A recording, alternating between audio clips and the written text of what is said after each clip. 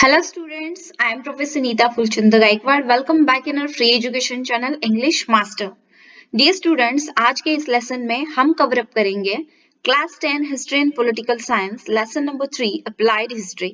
So let's learn this lesson English with Hindi. I'm going to explain you this lesson.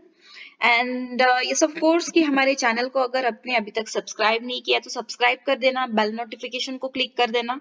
इसकी वजह से आपको नया लेक्चर अपलोड होते हैं उसका नोटिफिकेशन आ जाएगा. लाइक कर दीजिएगा और शेयर भी आप कर सकते हो. सो ऊपर आई बटन पर आपको प्लेलिस्ट का लिंक मिलेगा, नीचे डिस्क्रिप्शन में भी मिलेगा. So this is the playlist link which contains history and political science lesson number 1 to lesson number 3 और इसके आगे के भी वहीं पे आपको प्लेलिस्ट में लेक्चर्स मिल जाएंगे. सो चलिएगा आज का ये सेशन स्टार्ट कर देते हैं.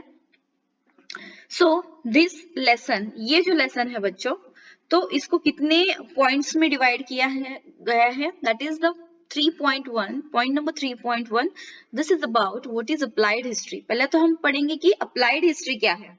सो मैं आपको बताऊं, अप्लाइड हिस्ट्री को उपयोजित इतिहास कहते हैं हिंदी में. सो हम पहले पढ़ेंगे कि अप्लाइड हिस्ट्री यानी क्या. उसके बाद 3.2, this is about applied history and research in various fields, यानी कि उपयोजित इतिहास और विविध विषयों में हुए जो भी रिसर्च है, ठीक है, जो शोध कार्य जिसको हम अनुसंधान बोलते हैं, वो हम पढ़ेंगे. Then point number 3.3, this is about applied history and our present, उपयोजित इतिहास और वर्तमान काल. 3.4, this is about management of cultural and natural heritage, यानी कि सांस्कृतिक और प्राकृतिक विकास का जो प्रबंधन है, मैनेजमेंट है वो. And then the point number 3.5, this is about affiliated professional fields, यानी कि संबंधित व्यवसाय के क्षेत्र. सो चलिएगा, let's learn the point number 3.1, what is applied history. So बच्चों, ये आपको एग्जाम में क्वेश्चन आ सकता है, what is applied history, IMP है. Applied history, उपयोजित इतिहास, is also known as public history. Applied history is a field of study concerned with the application of history for the benefit of people in the contemporary and future times. तो देखिए यहां तक मैंने आपको बता दिया. So let me explain. एक तो अप्लाइड हिस्ट्री को क्या कहते हैं, पब्लिक हिस्ट्री कहते हैं, यानी कि सामान्य जनों का इतिहास इसे कहते हैं, या फिर लोगों का इतिहास हम कहेंगे उपयोजित इतिहास को. Applied history is a field of study, यह एक ऐसा विषय है concern with the application of history for the benefit of people in the contemporary and future time, यानी कि भूतकाल में घटित घटनाओं के संबंध में जो ज्ञान है, जो नॉलेज है, वो इतिहास द्वारा प्राप्त होता है और उसका उपयोग वर्तमान और भविष्य में सभी लोगों के लिए किस प्रकार हो सकता है. सो इसे क्या कहते हैं, अप्लाइड हिस्ट्री कहते हैं बच्चों. Knowledge of history is useful as it can provide guidance in finding solutions to contemporary social issues and incorporate them in the social planning. तो यहाँ पर बात जब आती है कि ये जो अप्लाइड हिस्ट्री है, पहले तो हमने क्या पढ़ा कि ये लोगों का यानी कि सामान्य जनों का जो इतिहास है इससे रिलेट करता है. देन यहाँ पर बताया गया कि knowledge of history is useful as it can provide guidance in finding solutions to contemporary social issues, यानी कि जो इतिहास का ज्ञान है बच्चों, जो इतिहास का नॉलेज है, सो इससे क्या होता है, इतिहास में वर्तमान में जो सामाजिक चुनौतियां हैं, कंटेम्पररी सोशल इश्यूज यानी कि सामाजिक चुनौतियां हैं, उसको दूर करने के लिए incorporate them in the social planning, उनको दूर करने के लिए उपाय योजना करना, सामाजिक हितों के निर्णय करना, ये जो बातें हैं इसके लिए पहली घटित घटनाओं का विश्लेषण, दिशा दिखाने का कार्य करता है. सो knowledge of history is essential for this purpose. History का ज्ञान होना भी बहुत महत्वपूर्ण है. The projects and programs related to applied history can create opportunities for people to participate along with the technical experts. यानी कि यहाँ पर एक बात ध्यान में रखिएगा बच्चों, मैं आपको बता दूं कि उपयोजित इतिहास के क्षेत्र में केवल जो तज्ञ व्यक्ति है, ठीक है, जो रिसर्च कार्य करते हैं, तो उनका ही नहीं सामान्य लोगों का विविध रूपों में सहभाग हो सकता है. The participation in the capacity of tourists visiting museums and ancient sites is also important. So सामान्य लोग यानी कि संग्रहालय है, प्राचीन स्थानों की सैर है, यहाँ पर आने वाले जो टूरिस्ट यानी पर्यटक है, इसके रूप में लोगों का सहभाग महत्वपूर्ण होता है। Tourism create interest in history among people. पर्यटन के कारण लोगों में इतिहास के प्रति जो रुचि है वो बढ़ने लगती है। They can volunteer to participate in the conservation and preservation projects of their own city or town or village। और इससे क्या होता है, समाज के मन में इतिहास का जो ज्ञान है वो निर्माण होता है। इसके साथ लोग अपने शहर या फिर गांव में जो प्राचीन स्थान है उनके संरक्षण एवं संवर्धन की जो उपाय योजना है उसमें सहभागी हो सकते हैं। इस तरह से जो कॉमन पीपल है, सामान्य लोग हैं, वो इस तरह से पार्टिसिपेट कर सकते हैं। Point number 3.2, this is about applied history and research in various fields। तो अभी हम पढ़ेंगे कि उपयोजित इतिहास और विविध विषयों में उसका जो रिसर्च है वो कार्य हम अभी पढ़ेंगे। So history is about the past events. History इतिहास यानी कि भूतकाल में जो घटनाएं होती है उसे क्या कहते हैं, हम इतिहास कहते हैं। The way our present life style is shaped is depend on the historical chain of events. वर्तमान में दिखाई देने वाले मानव जीवन का ताना बाना जो घटनाएं यानी कि पास्ट में जो घटनाएं हो गई हैं तो उसका कारण बुना जाता है। Historical events relate to various fields like politics, social and religious structure of a community, philosophy, technology and science etcetera. तो यहाँ पर जो हिस्टोरिकल इवेंट्स हैं यानी कि इतिहास की जो घटनाएं हैं, ठीक है, वो ये घटनाएं राजनीति, पॉलिटिकल, सोशल यानी सामाजिक, रिलीजियस यानी कि धार्मिक, संगठन, दर्शन, तकनीकी विज्ञान और विज्ञान जैसे विभिन्न क्षेत्रों में ये घटनाएं घटित हुई हैं। Each of this fields have their own history of building knowledge. हर एक जो क्षेत्र है उसकी जो अपना हर एक क्षेत्र का अपना स्वतंत्र इतिहास होता है। The direction of future development in every field is dependent on the state of available knowledge, on the state of available knowledge। यानी कि प्रत्येक क्षेत्र की जो आने वाली आगे की व्हाट वी सेड डेवलपमेंट है, सो उसकी जो दिशा है, जो पहले वाला जो नॉलेज है वो कितना उसके ऊपर डिपेंड करती है, निर्भर रहती है। Hence the method of history can prove to be of value in the research of various fields। अभी देखिए इसी के अनुसार अनेक विषयों के रिसर्च में इतिहास की जो ये रिसर्च की टेक्नोलॉजी है ये बहुत ही उपयुक्त साबित हुई है। जैसे कि फॉर एग्जांपल पहला जो फील्ड है दैट इज फिलोसॉफी। फिलोसॉफी का मतलब हिंदी में होता है दर्शन। So philosophy, the history of philosophy helps in understanding the origin of various ideologies, the intellectual traditions giving rise to those ideologies and their historical development। तो बच्चों एक चीज ध्यान में रखिएगा, विविध विचारधाराओं का जो उगम स्थान है उसका कारण बनी जो वैचारिक परंपरा है और उस विचारधारा की इंटेलेक्चुअल ट्रेडिशन की जो भी प्रगति है, सो इसके इतिहास को समझना, इसके लिए इतिहास का पढ़ाई करना बहुत ही इंपॉर्टेंट होता है। So philosophy needs language as a medium of expression. और यहाँ पर क्या होता है, फिलोसॉफी को समझते समय वह जिस भाषा में व्यक्त हुआ है उस भाषा के इतिहास का भी उपयोग होता है।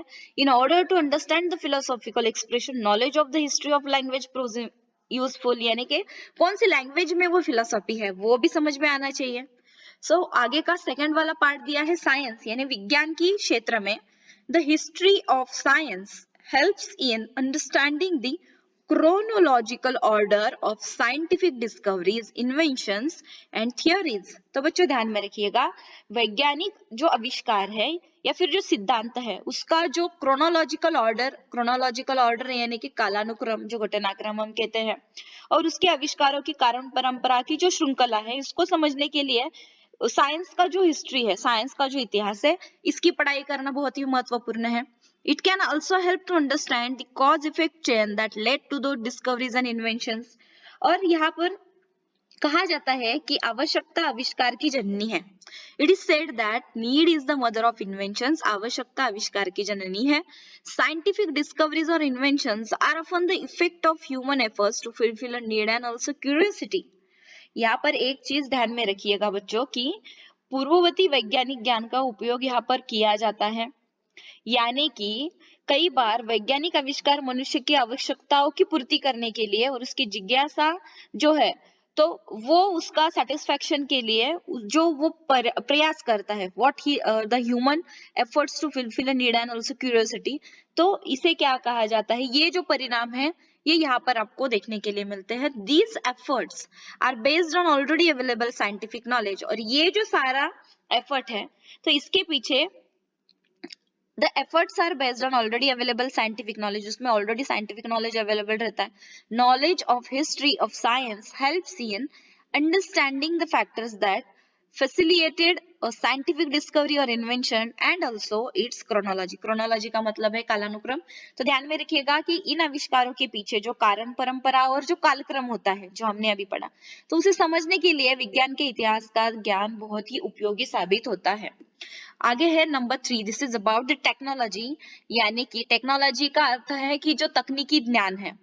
The history of technology helps in understanding the changes and their causes in the field of agricultural production, commodity production, architecture, engineering, etc. तो देखिए यहाँ पर the history of technology यानी वैज्ञानिक हमने पढ़ा, यानी कि तकनीकी विज्ञान हम इसे कहेंगे, जैसे कि कृषि उत्पादन, एग्रीकल्चरल प्रोडक्शन यानी कृषि उत्पादन है, कमोडिटी प्रोडक्शन यानी कि वस्तुओं का उत्पादन है, आर्किटेक्चर यानी कि स्थापत्य कला है, इंजीनियरिंग यानी अभियांत्रिकी. यहाँ पर जो परिवर्तन और उसके पीछे जो कारण की जो क्रोनोलॉजी है, जो श्रृंखला है, उसे समझने के लिए टेक्नोलॉजी का जो हिस्ट्री है उसका पढ़ाई करना बहुत ही इंपॉर्टेंट है. So, scientific discoveries or inventions and technological advancement are mutually dependent on each other. ध्यान में रखिएगा कि वैज्ञानिक आविष्कार और जो टेक्नोलॉजिकल नॉलेज है, टेक्नोलॉजिकल हिस्ट्री है, इसमें होने वाली प्रगति एक दूसरे पर निर्भर करती है. They depend on each other. Knowledge of science and technology was very important at every step from the making of stone tools to agricultural production in the evolution of mankind. यहाँ पर एक बात बताई है कि मानव की उत्क्रांति यात्रा में पत्थर के शस्त्र और औजार निर्माण करने से लेकर जो एग्रीकल्चरल फील्ड यानी कृषि उत्पादन का विकास होने तक, उसके द्वारा जो नॉलेज उसने आत्मसात किया है उस पर आधारित तकनीकी विज्ञान बहुत ही महत्वपूर्ण था.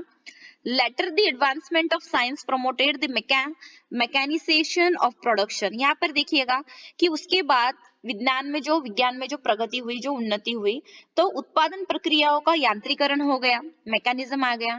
It is necessary to know the history of technology in order to understand the development of mechanization and the mutual dependence between science and technology.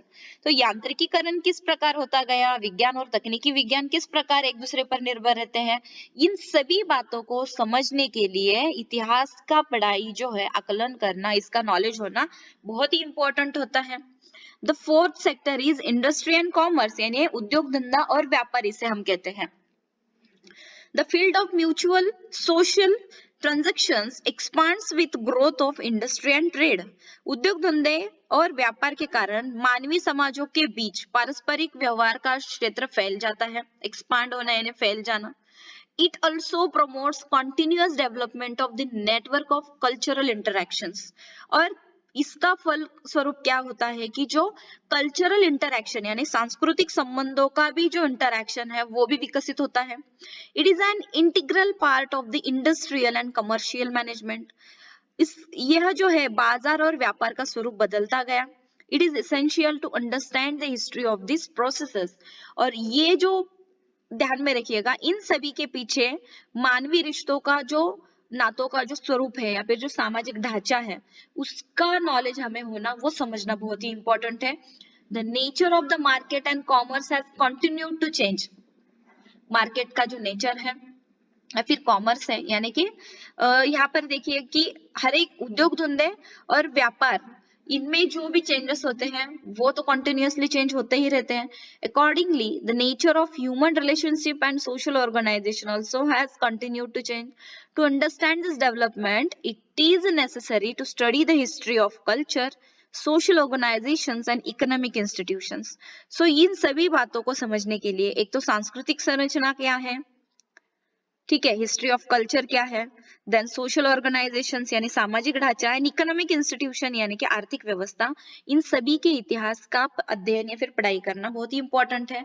Number 5 management studies यानी कि प्रबंधन का जो विज्ञान है वो, in order to understand various factors involve in the chain of production such as means of production, human resources and processes of production as well as the chain of market and sales management etc.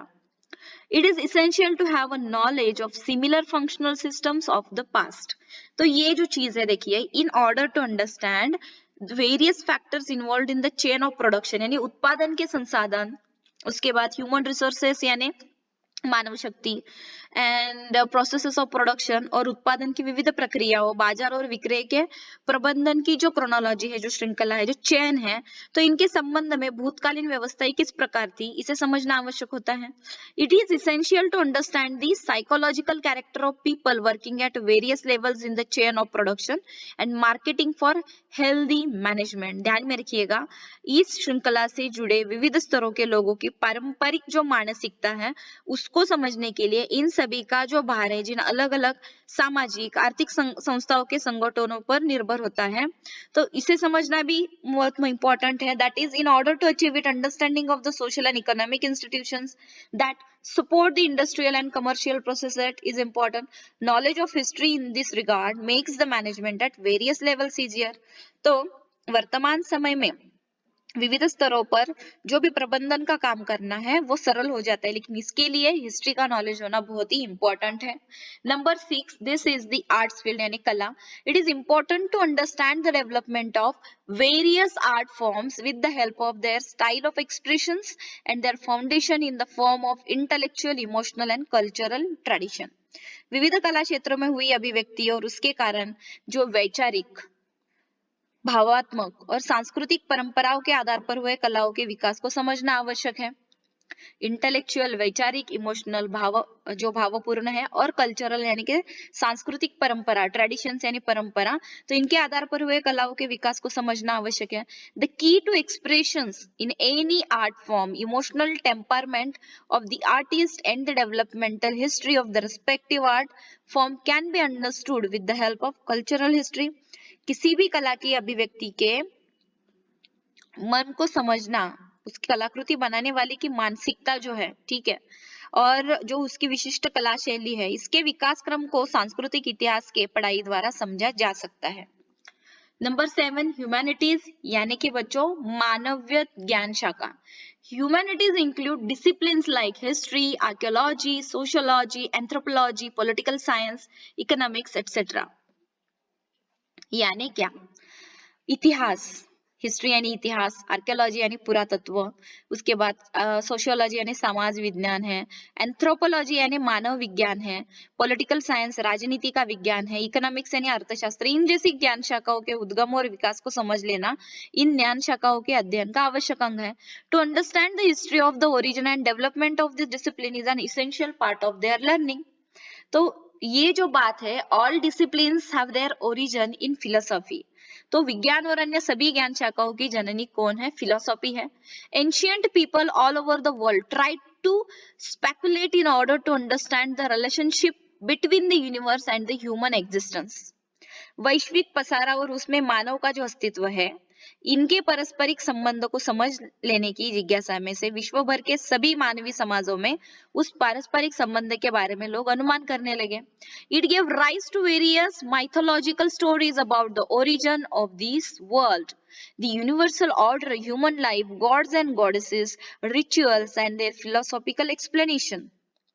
इसमें विश्व की उत्पत्ति से संबंधित जो mythological stories है, यानी कि जो हम इसे कहेंगे कि मिथक है जो, ठीक है, कथाएं है, उसके बाद ह्यूमन लाइफ है, द यूनिवर्सल ऑर्डर यानी कि इसका मतलब होता है सृष्टि चक्र, ह्यूमन लाइफ यानी कि मानवीय जीवन, गॉड्स एंड गॉडेसेस यानी कि देवी देवताओं के संबंध में जो कल्पनाएं हैं, रिचुअल्स जो है, ठीक है, और रिचुअल्स यानी कि उन देवी देवताओं को प्रसन्न करने के लिए किए गए जो अनुष्ठान है, इनके संबंध में जो तात्विक विवेचन है, जो फिलोसॉफिकल एक्सप्लेनेशन जो है, तो यह इसका विकास इस तरह से हुआ। Roots of philosophical ponderings are to be found in this mythological stories.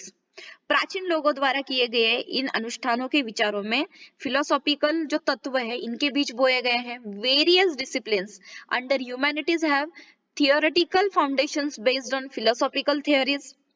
प्राचीन लोगों द्वारा जो ये चीजें हो गई थी, ठीक है, सो यह उल्लिखित मानवीय शाखा यानी कि based on philosophical theories, only historical knowledge can help us in understanding this developmental stage।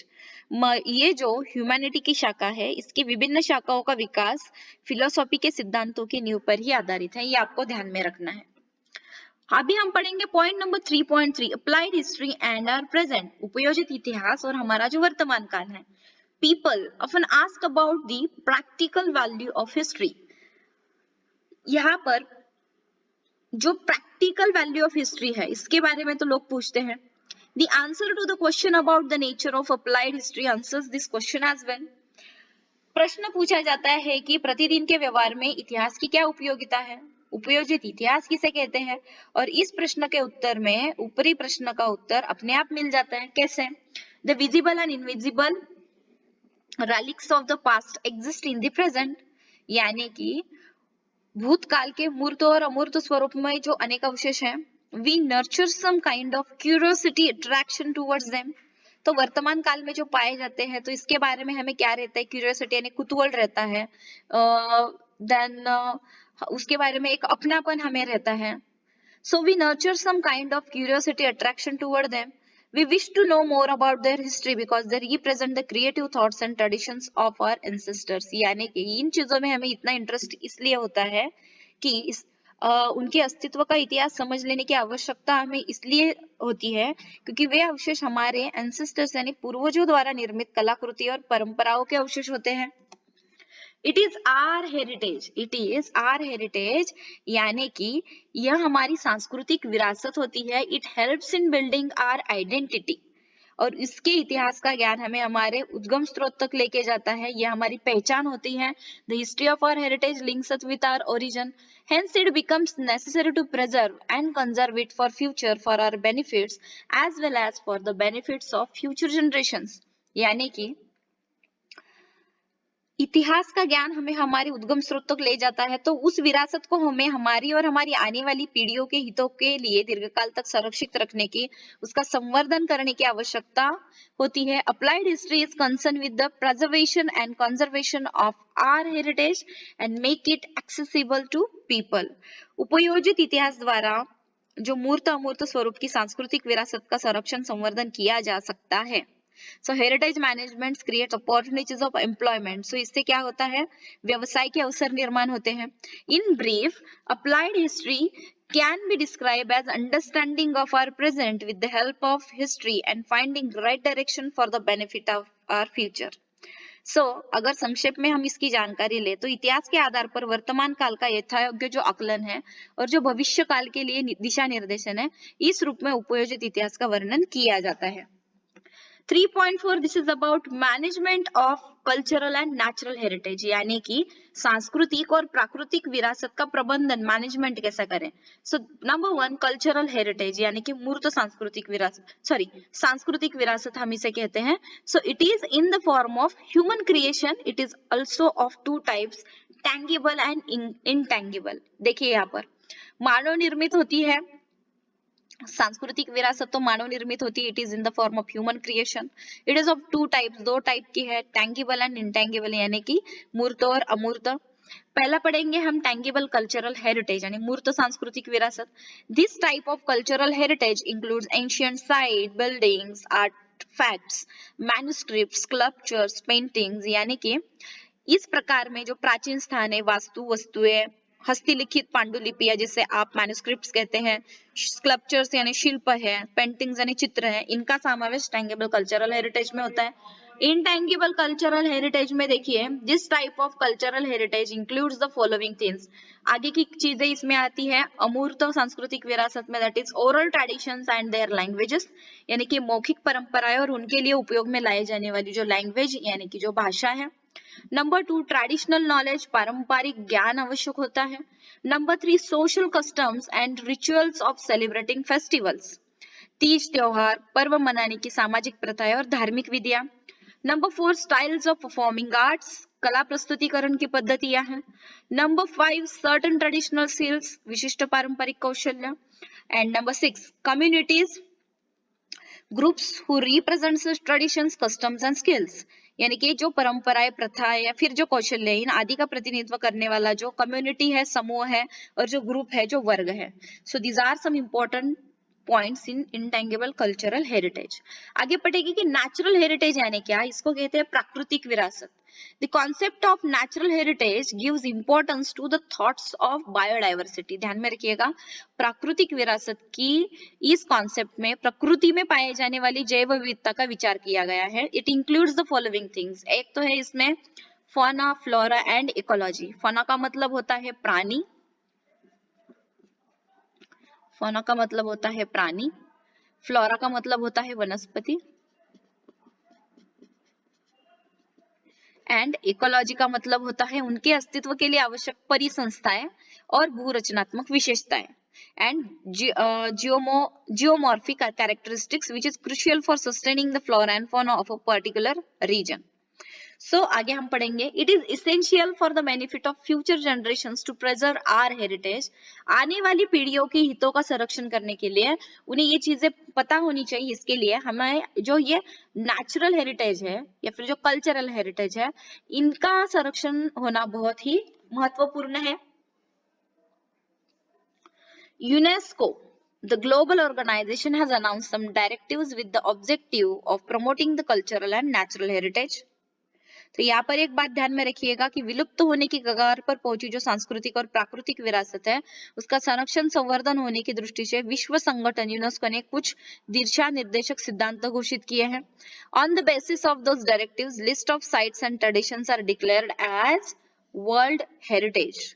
तो यहाँ पर ध्यान में रखिएगा कि उन दिशा निर्देशक सिद्धांतों के आधार पर विश्व विरासत के पद हेतु पात्र सिद्ध होने वाले संस्थानों, परंपराओं की सूची घोषित की है। इसे आप वर्ल्ड हेरिटेज कहते हैं।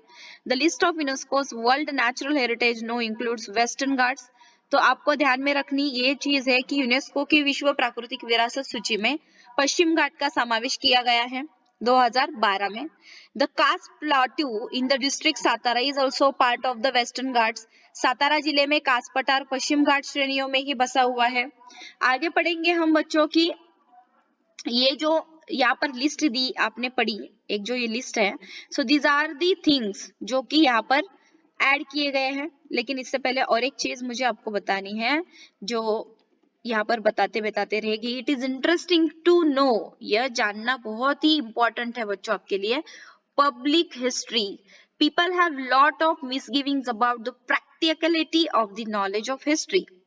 पब्लिक हिस्ट्री यानी कि जो लोगों का जो इतिहास है बच्चों, ये चीज जानना आपके लिए बहुत ही इंपॉर्टेंट है कि यहाँ पर for example history is usually thought as a field of interest only for historians and students wishing to pursue higher studies in the subject and not pertaining to practical life. तो ऐसा माना जाता है कि जो हिस्ट्री है, जो इतिहास है, ये एक सब्जेक्ट के रूप में ही हम पढ़ेंगे या फिर एक सब्जेक्ट के रूप में ही पढ़ा जा सकता है। तो ये बात बिल्कुल भी ठीक नहीं है कि जो सामान्य लोग हैं, जो हमारे जैसी कॉमन जनता है, तो उनको भी ये चीजें पता होनी चाहिए। This is the important thing, बराबर? हाँ कि नहीं? आपको ये तो चीज यानी कि you agree about this thing कि सामान्य जनों के लिए जो इतिहास है, लोगों के मन में इतिहास के विषय में अनेक भ्रम अथवा भ्रांतियां होती है। जैसे इतिहास विषय केवल इतिहासकार, जो हिस्टोरियंस है या फिर जो इतिहास विषय का अध्ययन करने को इच्छुक छात्र है, उनके लिए होता है। लेकिन हमारे प्रतिदिन के जीवन में इतिहास जैसे विषय का कोई उपयोग नहीं होता है। इतिहास जैसा विषय आर्थिक दृष्टि से उत्पादन क्षेत्रों के साथ जोड़ा नहीं जा सकता है। ये जो बातें हैं, ये तो हमें मानने नहीं है। Public history helps to overcome such misgivings and makes history meaningful in everyday life, connecting people to history। यानी कि ये बात ध्यान में रखिएगा कि इतिहास का सूत्र लोगों की वर्तमान जीवन प्रणाली से जोड़ने वाले क्षेत्र ही सामान्य जनों का इतिहास है। There are many universities abroad where various courses in public history are offered. देखिए बच्चों, विदेश में अनेक विश्वविद्यालयों में सामान्य जनों का इतिहास इस विषय पर पाठ्यक्रम पढ़ाया जाता है। Srishti institute of art design and technology is an institute at Bengaluru, Karnataka. Karnataka district में बेंगलुरु सिटी में यह Srishti institute of art design and technology संस्था है। This institute has an independent department named centre for public history, और इस इंस्टीट्यूट में सेंटर फॉर पब्लिक हिस्ट्री नाम का एक स्वतंत्र विभाग है।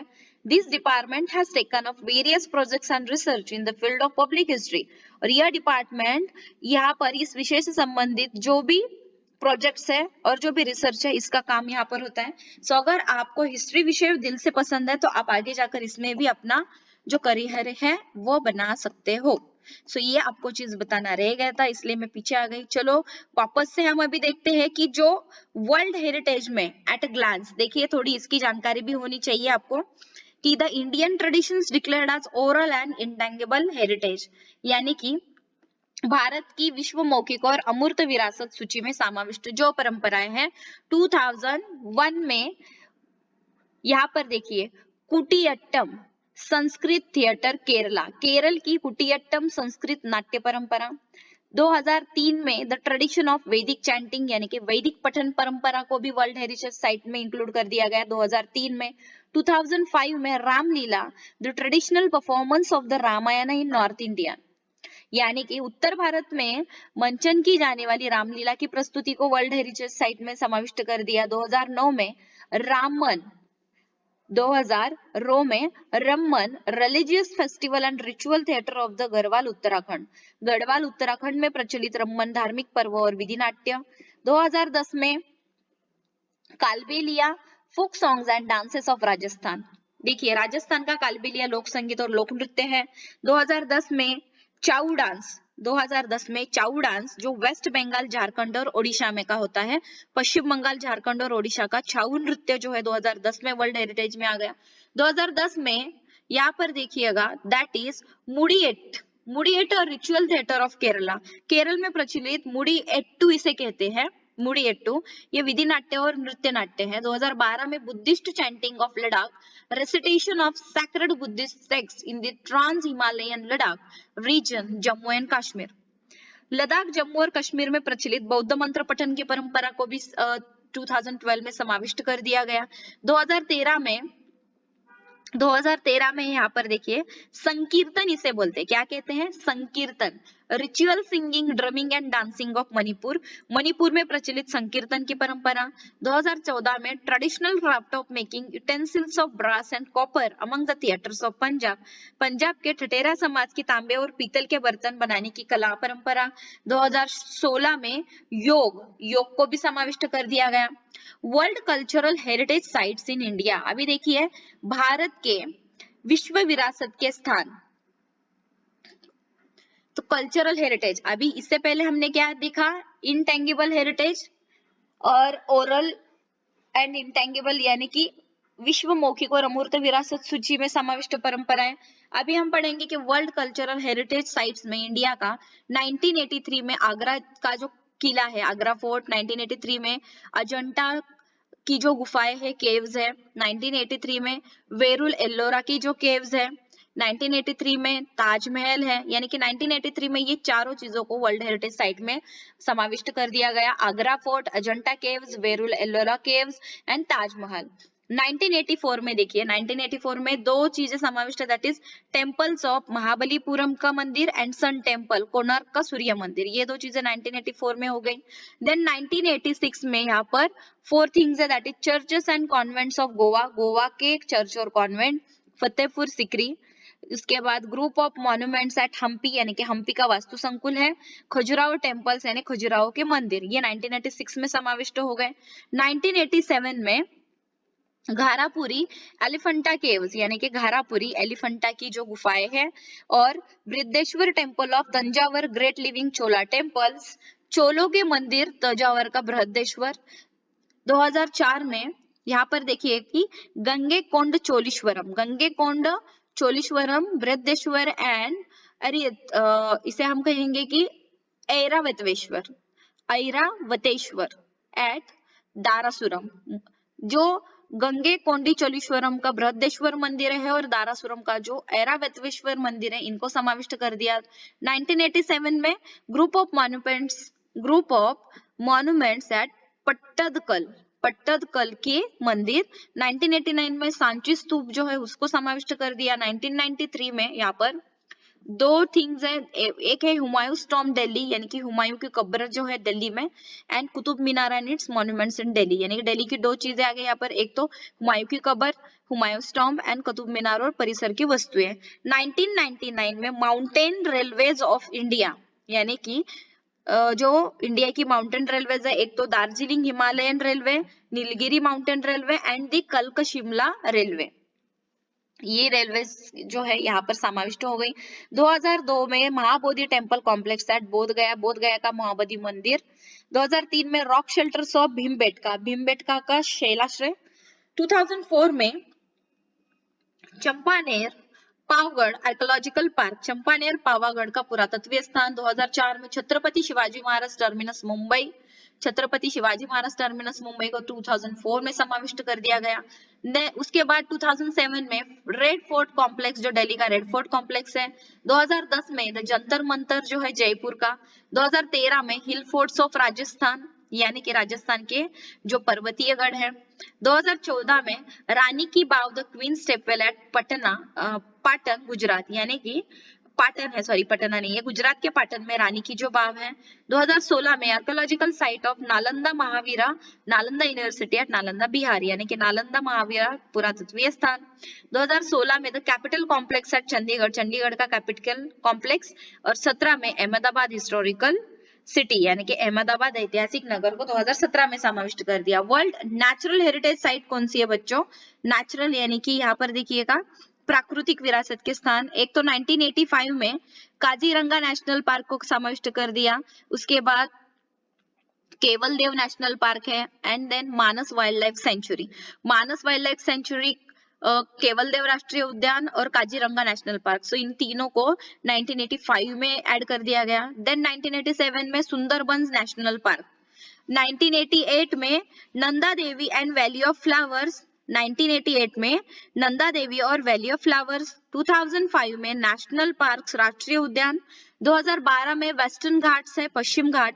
और 2014 में great Himalayan national park conservation area, great Himalayan park.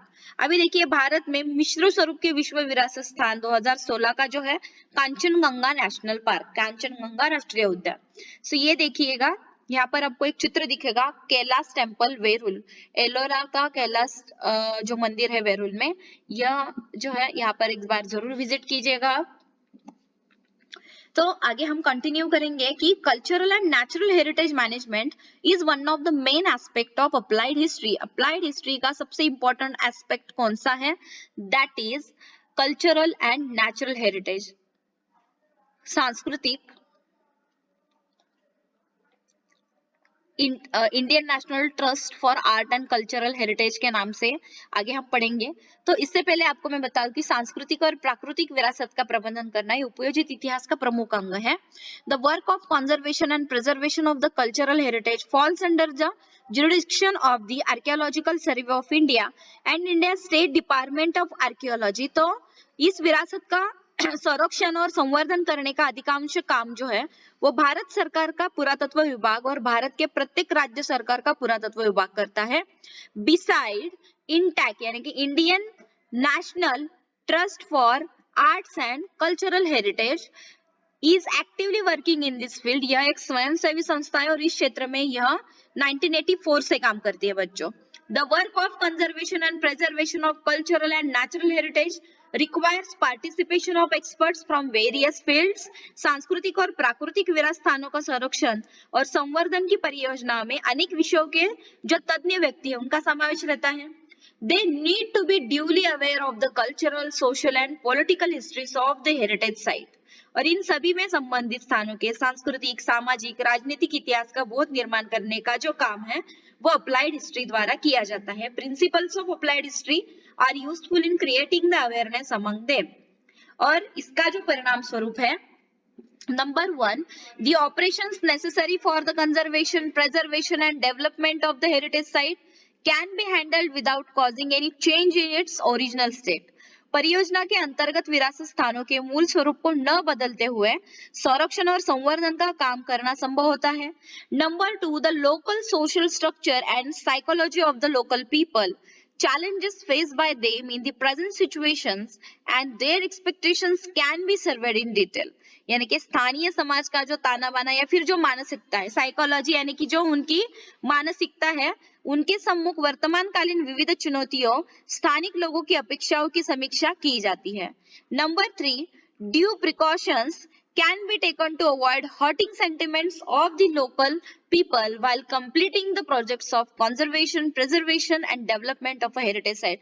ये चीज बहुत ही महत्वपूर्ण है बच्चों की सांस्कृतिक विरासत स्थानों का संरक्षण एवं संवर्धन करते समय स्थानीय लोगों की जो भावनाएं हैं उनको कोई भी आहत न पहुंचे, इसके लिए जो की जाने वाली उपाय योजना है उनका नियोजन किया जा सकता है. Number four, participation of the local people in the project can be facilitated, स्थानीय लोगों को इस परियोजना में सहभागी कराया जाता है. Number five, systematic plan can be design to employ the local skills in a creative way and create better opportunities of livelihood, स्थानीय लोगों के पारंपरिक कौशलों को प्रोत्साहन दे सकेंगे, ऐसे उद्योग व्यवसाय को बढ़ावा मिलेगा. इसके लिए सुनियोजित ढंग से योजना बनाना बहुत ही इंपॉर्टेंट होता है. अभी हम पढ़ेंगे लास्ट वाला पॉइंट हमारा, एफिलिएटेड प्रोफेशनल फील्ड्स यानी कि संबंधित व्यवसायिक क्षेत्र. अप्लाइड हिस्ट्री से संबंधित व्यवसायिक क्षेत्र यानी कि knowledge of history can be supportive in the decision making with regard to respective legal provisions and public policies in the following fields. हम अभी जो पढ़ेंगे नीचे दिए गए जो भी क्षेत्र है उनसे संबंधित कानूनी नियम और सार्वजनिक नीतियां निश्चित करने के लिए इतिहास का जो नॉलेज होना होता है वो बहुत ही इंपॉर्टेंट है. Number one, museums and archives यानी कि संग्रहालय और अभिलेखागार. Number two, preservation and conservation of historical site, ऐतिहासिक स्थानों का संरक्षण और संवर्धन. Number three, tourism and hospitality यानी कि पर्यटन और आतिथ्य. Number four, entertainment and mass media यानी कि मनोरंजन और संपर्क माध्यम. तो बच्चों यहाँ पर देखिएगा आपके लिए और एक चीज यहाँ पर आई है कि ये है इंडियन म्यूजियम जो कोलकाता में है. तो इसके बारे में यहाँ पर थोड़ी सी जानकारी दी गई है. और इससे पहले यहाँ पर एक क्ले टैबलेट्स आपको दिखते हैं यानी कि इसको आप कहेंगे पुरातन वस्तुओं का वर्णन करने वाली मिट्टी की टिकिया. ठीक है. So the earliest museum 6th century before Christ era in the world was discovered during the excavation at the city of Ur in Mesopotamia. यहाँ पर देखिए विश्व में सबसे प्राचीन माना जाने वाला बिफोर क्रिस्ट एरा 6ठी शताब्दी संग्रहालय मेसोपोटामिया में ऊर इस प्राचीन नगर का उत्खनन करते समय पाया गया. The excavation were conducted by Sir Leonard Woolley in 1922 to 1934. यह उत्खनन अंग्रेज पुरातत्वज्ञ सर लियोनार्ड वुली ने 1922 से 34 तक के कालावधि में किया. This museum was built by the princess of Mesopotamia. Mesopotamia की जो राजकन्या थी तो उन्होंने इसका म्यूजियम तैयार किया. हर नेम वाज, उसका नाम क्या था, दैट इज एनी गोल्डी. इसका नाम क्या था, Annie Goldie. She herself was the curator of the museum. वह स्वयं उस संग्रहालय की केयर टेकर यानी कि संग्रहपाल के रूप में कार्य करती थी. और noteworthy feature of that museum is the clay tablet inscribed with the description of exhibited artifacts. इस संग्रहालय के बरामद प्राचीन वस्तुओं के स्थान में उस वस्तुओं का विस्तार में वर्णन करने वाली जो क्ले टैबलेट्स मिट्टी की जो टिकियां थी ये महत्वपूर्ण है. वैसे ही इंडियन म्यूजियम जो है कोलकाता में जो इंडियन म्यूजियम है, the Indian museum at Kolkata was founded by the Asiatic society 1814 CE यानी कि 1840 क्रिस्ट एरा. कोलकाता में स्थित इंडियन म्यूजियम की स्थापना एशियाटिक सोसाइटी द्वारा 1814 में हुई. इसके बाद यहाँ पर देखिएगी Nathaniel वॉलिक, a Danish botanist, was the founder and the first curator of the museum. Danish वनस्पति वैज्ञानिक नेथानियल वॉलिक इस संग्रहालय के संस्थापक और प्रथम संग्रहपाल थे. The photograph of the museum seen here is dated to 1905. 1905 का ये फोटो है. The museum has 3 main departments, यहाँ पर 3 मुख्य विभाग है, आर्ट्स, आर्कियोलॉजी एंड एंथ्रोपोलॉजी, यानी कि कला, पुरातत्व, और एंथ्रोपोलॉजी का मतलब होता है मानव विज्ञान। Other affiliated departments are conservation, publication, photography, exhibition, presentation, model making, training, library, security, यानी कि जैसे कि छायाचित्रण, फोटोग्राफी है, या फिर हम कहेंगे एग्जीबिशन, प्रेजेंटेशन करना है, मॉडल मेकिंग है, प्रतिकृति निर्मिति है, ट्रेनिंग यानी प्रशिक्षण देना है, लाइब्रेरी यानी ग्रंथालय है, सिक्योरिटी यानी सुरक्षा, इन जैसे विभाग यहाँ पर बहुत ही महत्वपूर्ण है। Every field mentioned here requires expert personnel with specialized skills. इनमें से प्रत्येक क्षेत्र के प्रबंधन के लिए विशेष कौशल्य प्राप्त जो नॉलेज है उसकी जरूरत है। For example architects, engineers, historians, archaeologist, museum curator, sociologist, archive management professionals, legal experts, skill photographers etcetera. Of course this is just a representative list. यहाँ पर देखिएगा कि जो आर्किटेक्ट्स है, स्थापत्य विशारद है, जो इंजीनियर्स है, उसके बाद हिस्टोरियंस यानी कि इतिहासकार है, आर्कियोलॉजिस्ट यानी पुरातत्वज्ञ जो है, म्यूजियम क्यूरेटर संग्रहपाल है, सोशियोलॉजिस्ट यानी कि समाज वैज्ञानिक है, आर्काइव मैनेजमेंट प्रोफेशनल्स अभिलेखागार प्रबंधक है, लीगल एक्सपर्ट्स विधि तज्ञ जो है, स्किल्ड फोटोग्राफर जो है। सो यह सूची समाप्त नहीं होती क्योंकि the help of experts from many more fields is required. प्राचीन स्थानों और वस्तुओं के ऐतिहासिक जो पृष्ठभूमि है, इन सभी का तज्ञों को पर्याप्त जो नॉलेज होना है वो बहुत ही इंपॉर्टेंट है। This experts needs to have adequate knowledge of the ancient site, इनको पर्याप्त नॉलेज होना जरूरी है। The historical background of the structural remain and artifact, projects in the field of applied history can create various opportunities for this professionals. और इससे क्या होता है कि इतिहास क्षेत्र की जो परियोजनाओं के फलस्वरूप जो अलग अलग क्षेत्र है उसमें व्यवसाय के अनेक अवसर उपलब्ध हो जाते हैं। इससे पहले थोड़ा इंफॉर्मेशन लेते हैं। It is interesting to know, ये जानकारी महत्वपूर्ण है।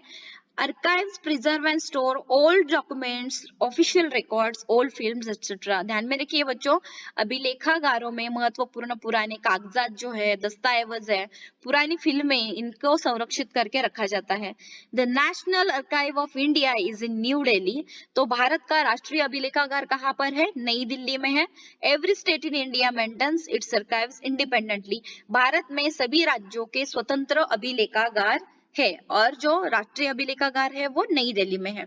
Archive with a distinct purpose, यानी उसके जो वैशिष्ट्यपूर्ण अभिलेखागार, यानी कि the main office of the national film archives of India is located in Pune, Maharashtra.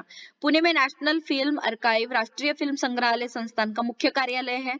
It was established in 1964 as the media of unit of the ministry of information and broadcasting of the Indian government.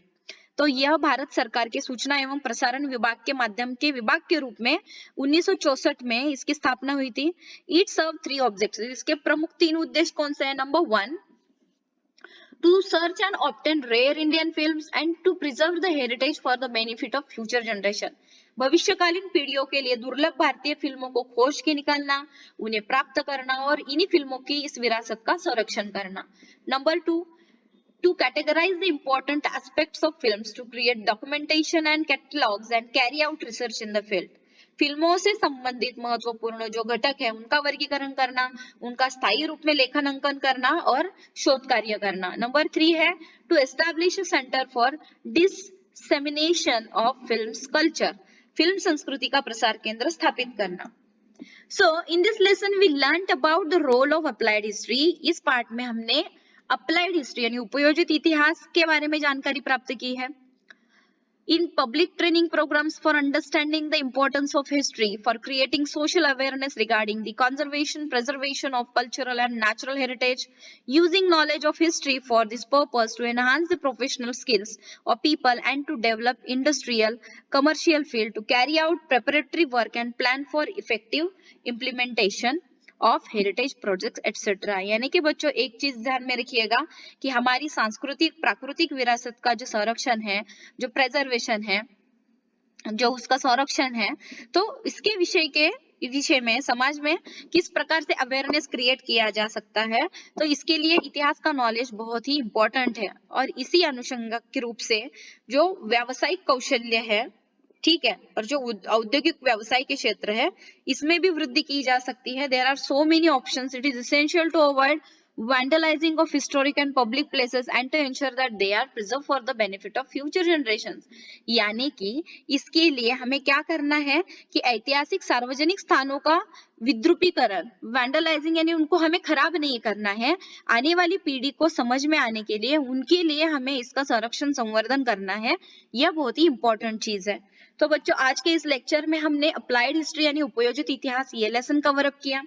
आगे का जो हमारा आने वाला lesson है that is history of Indian arts, उसका lecture मैं जल्दी से जल्दी अपलोड कर दूंगी। सो इसके लिए आपको चैनल को सब्सक्राइब करना पड़ेगा, बेल नोटिफिकेशन को क्लिक करना पड़ेगा, लाइक करना पड़ेगा and the most important thing share जरूर कर देना। तो चलिए जल्दी मिलते हैं नेक्स्ट लेक्चर में, तब तक के लिए take care of yourself, family, friends, thank you so much and bye bye.